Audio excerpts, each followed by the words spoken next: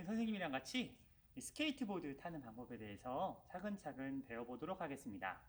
스케이트보드에 대해서 알아보도록 하겠습니다. 스케이트보드는 어느 나라에서 제일 처음 만들어졌을까요? 우리나라일까요?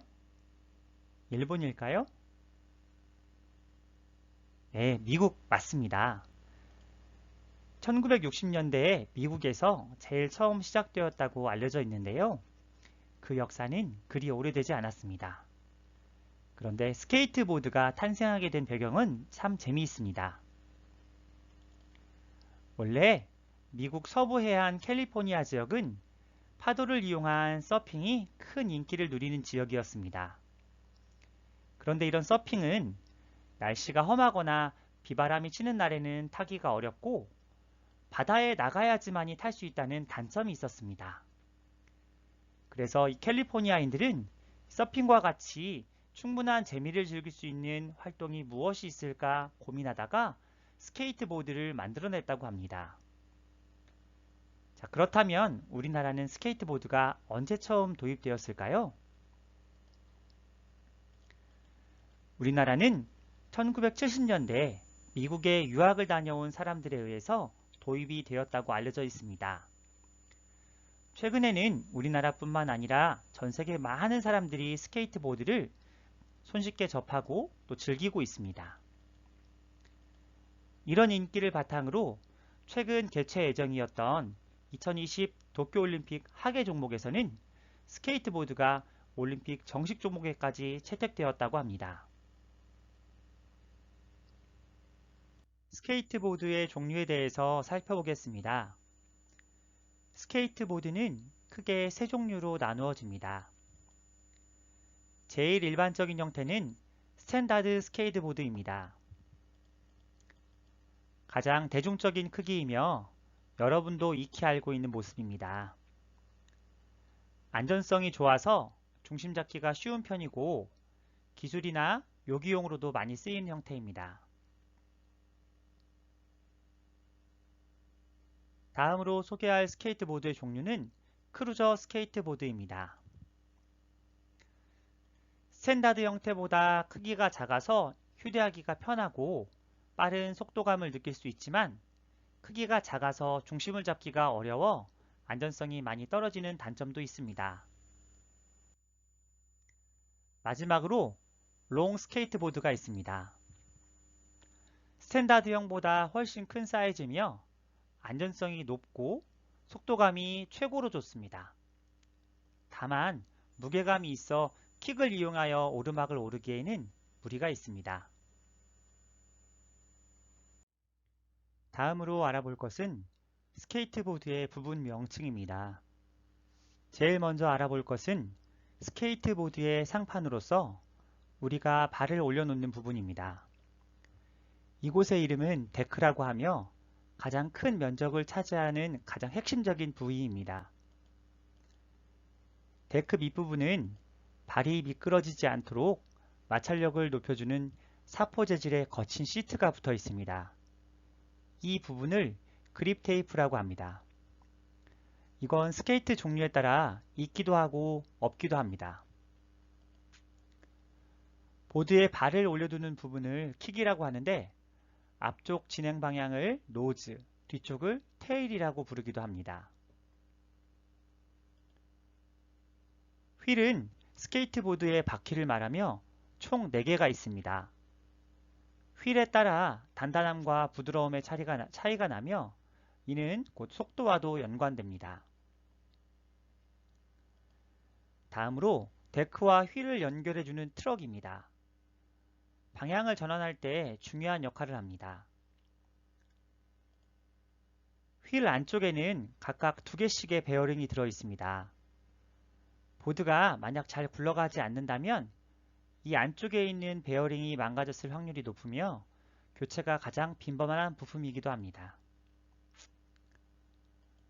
마지막으로 데크와 트럭을 결합해주는 볼트와 너트를 하드웨어라고 부릅니다. 스케이트보드의 부분 명칭이 여러분에게 다소 어려울 수도 있지만 스케이트보드의 명칭을 잘 알고 있다면 여러분들이 스케이트를 보다 더 쉽게 이해하는 데 도움이 될 거라고 생각합니다.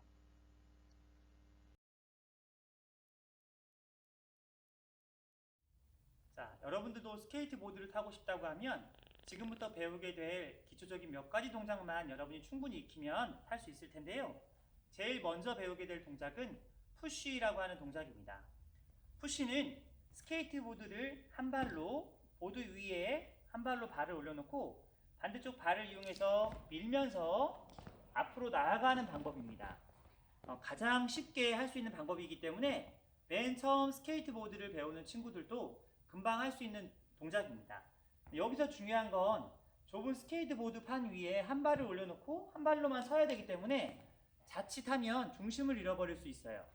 그렇기 때문에 중심 밸런스를 잡는 게 굉장히 중요한데, 선생님 같은 경우에는 한 발로 밀고 반대쪽으로 약간 튕겨주듯이 무릎을 펴주는 것이 훨씬 더 안정감 있게 잡을 수 있었습니다. 이때 올려놓은 발에 반대쪽 발도 보드 위에 올려놓는 것을 푸시 오프라고 합니다. 푸시와 푸시 오프 방법 다시 한번 보겠습니다. 한쪽 발을 이용해서 밀고 가다가 반대쪽 발이 같이 보드 위에 올라가는 것이 푸시 오프입니다. 연결 동작으로 보도록 하겠습니다.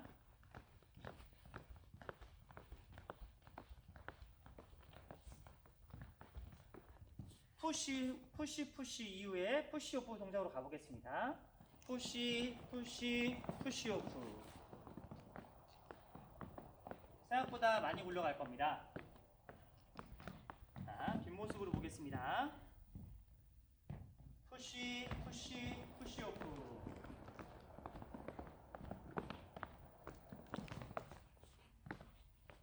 생각보다 쉬운 동작이죠?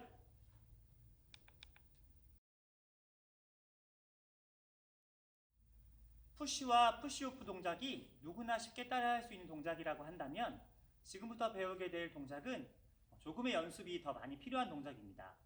틱톡이라고 하는 동작인데요. 지금 보시는 것처럼 스케이트보드의 한쪽 면이 구부러져 있죠? 얘를 누르면 앞쪽 바퀴가 살짝 들리게 됩니다. 들릴 때 발을 이용해서 발을 방향을 좌 또는 우 방향으로 좌우로 바꾸다 보면 스케이트보드가 앞쪽으로 밀려서 나아가는 형태가 되는데요. 이 방법을 이용해서 여러분들이 평지에서 또는 오르막길에서도 스케이트보드를 탈 수 있습니다. 자, 먼저 양팔을 11자 방향으로 올려주고 난 다음에 뒤에 있는 커브 방향을 눌러줘서 좌우로 방향을 바꾸면 보드가 앞으로 나아가는 모습을 볼 수 있습니다. 얘를 조금 더 빠르게 하면 좀 더 빠른 속도로 갈 수 있게 되겠습니다. 자, 다음으로 우리가 도전해 볼 종목은 스케이트보드의 고급 기술 중에 하나인 샤빗입니다. 여러분이 스케이트보드와 관련된 영상을 봤다면 계단을 타고 내려오거나 또는 다양한 구조물을 이용해서 올라갔다 내려오는 모습들을 봤을 텐데요. 그 중에 하나 방향을 바꾸는 것을 샤빗이라고 합니다. 이 기술들은 여러분에게 많은 부상을 초래할 수도 있기 때문에 반드시 안전장구를 착용하고 충분하게 안전이 확보된 장소에서 연습할 수 있는 것을 권해드립니다. 샤빗은 스케이트보드 위에 두 발을 11자로 올려놓는데요. 그 중에서도 이 앞발이 앞쪽이 아닌 가운데 쪽에 있어야 됩니다. 점프를 하는 순간에 오른쪽 발을 이용해서 보드를 반대로 돌리는 겁니다. 그래서 타고 올라가는 동작.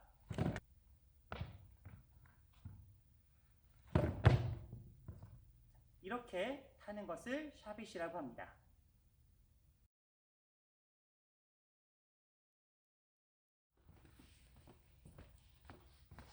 자, 이번에는 지난 시간에 배웠던 슬라럼을 스케이트보드를 이용해서 타는 것을 보도록 하겠습니다.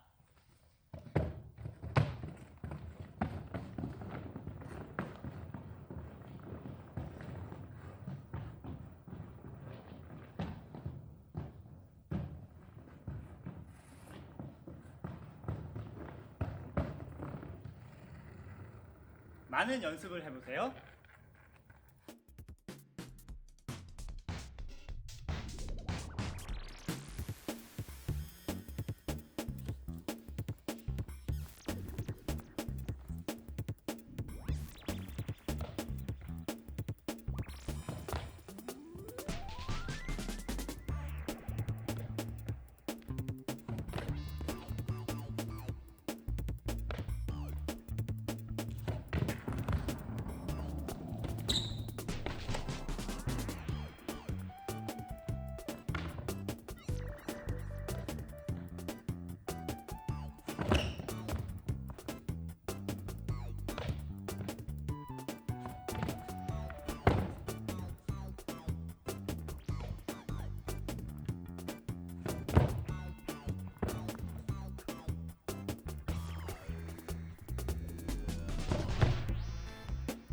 이렇게 하는 것을 샤빗이라고 합니다.